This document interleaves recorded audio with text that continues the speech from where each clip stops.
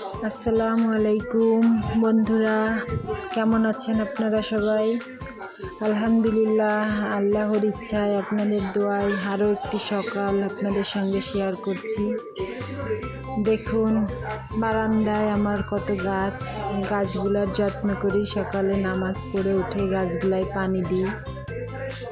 এরপর নাস্তা করেছি, চা খেয়েছি, বিস্কিট খেয়েছি। নাস্তা তৈরি করব। নাস্তা তৈরি করে খেয়ে দুপুরে রান্নায় চলে আসলাম। সবজিগুলো কেটে ফেলেছি, কেটে ভেন্ডি, লাউ, এবার ভেন্ডি ভাজিটা বসিয়ে দিব। এর আগে নাস্তা করে নিয়েছি, সেটা আপনাদের দেখাতে পারিনি। ছোট বাবু তো আসলে অনেক কিছুই দেখাতে পারি না, করতে পারি না ইচ্ছা থাকলেও।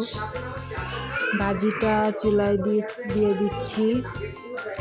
এক চুলায় ভাজি আর এক চুলায় তরকারি দিব। ভেন্ডি ভাজি ভালোই লাগে, এবং লাউ দিয়ে চিংড়ি মাছ রান্না করব, এবং একটু কলিজা ভুনা করব। আজকে আমাদের বাসায় মেহমান আসছে। পাশের চুলায় ভাতটা বসিয়ে রেখেছি। আমার বাচ্চারা স্কুলে গিয়েছে, এসে খাবে। ভেন্ডি ভাজি হয়ে গিয়েছে, এবার লাউ তরকারি চুলায় দিব। লাউ তরকারি কেমন লাগে? আমার কাছে তো ভালোই লাগে, আপনাদের কাছে কেমন লাগে? ওই পাশে চিংড়ি মাছ, মরিচ, পেঁয়াজ, মশলা দিয়ে একটু কষিয়ে নিচ্ছি। কষিয়ে নিয়ে তারপর তরকারিটা দিব।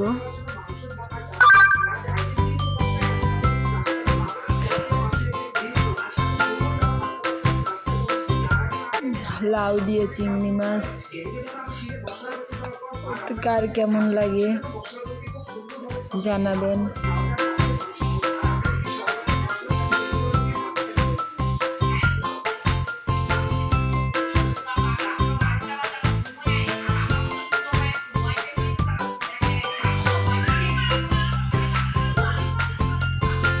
পাশের চুলায় কলিজা ভুনাটা বসিয়ে দিব।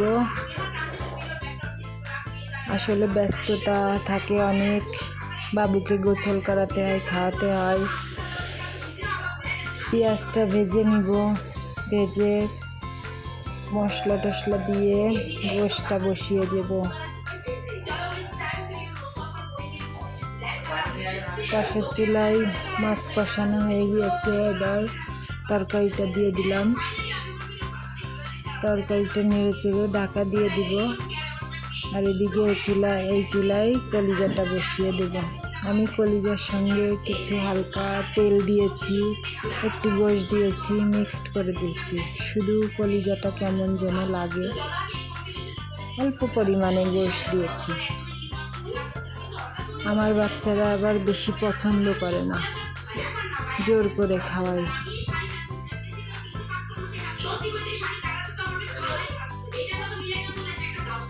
সারাদিনে অনেক ব্যস্ততা থাকে, স্কুলে যাই, বাচ্চাদের একবার নিয়ে যাই, একবার নিয়ে আসি।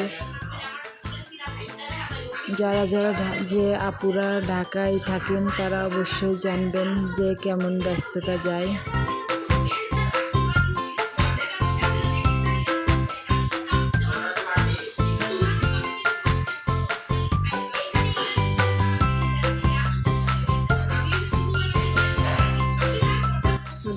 এবার আমার মাংসটা কষানো হয়ে গেছে।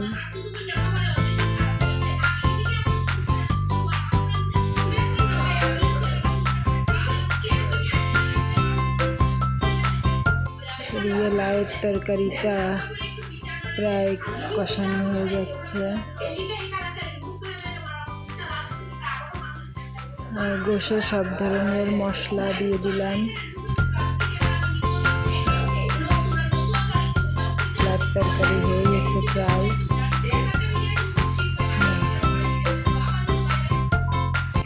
এদিকে পাশের চুলায় দেখেন কলিজা ভুনাটা, কলিজা গোশ দুটাই বলতেছি আমি, কারণ মানে দুইটাই মিক্সড করে দিয়েছি তো এই জন্য দুইটাই বলতেছি।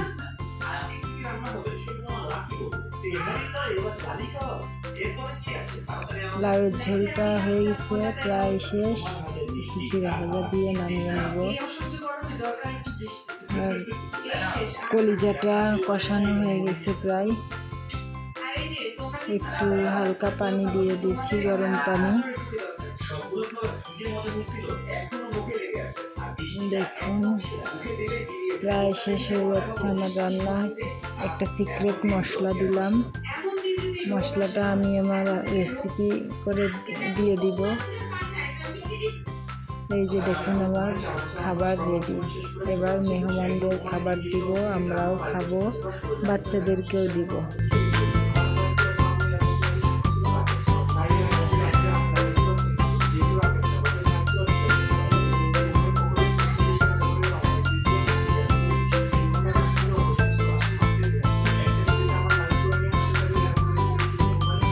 এবার আমরা খাবার খাচ্ছি, আমার বাচ্চারাও খাচ্ছে, আমরাও খাচ্ছি, আমিও সাথে বসে গেছি।